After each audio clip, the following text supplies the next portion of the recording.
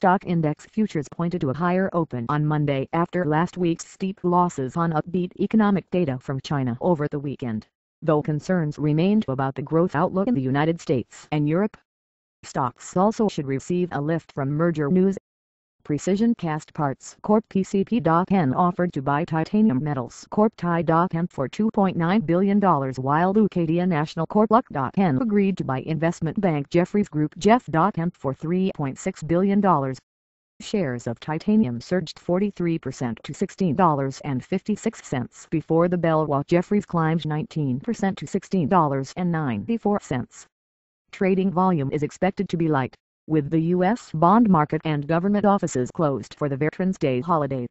The S&P 500 fell 2.4% last week, the worst week for the index since June, closing below its 200-day moving average for the first time in 5 months. That level is a measure of the market's long-term trend, and staying below it could portend further losses ahead.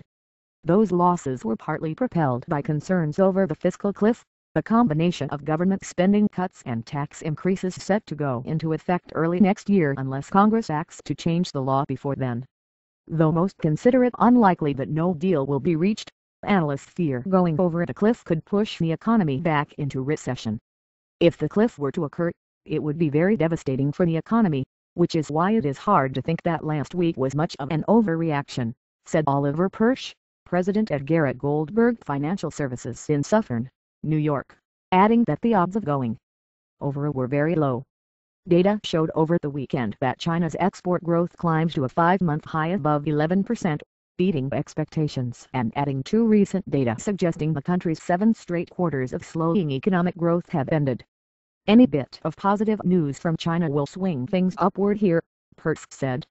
There's a little bit of pent-up desire to bounce back today.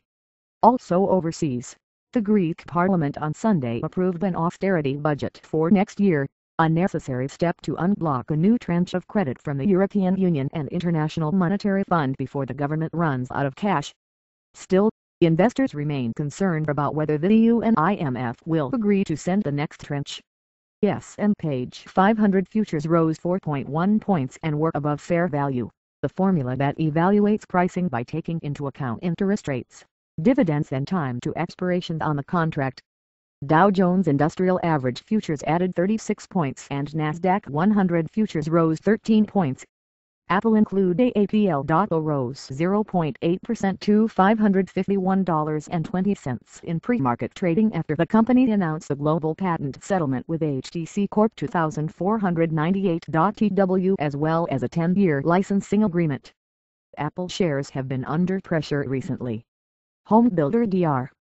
Horton include DHI.M reported fourth-quarter earnings that beat expectations, helped by a jump in orders. Shares gained 3.2% to $21.25 in pre-market trading.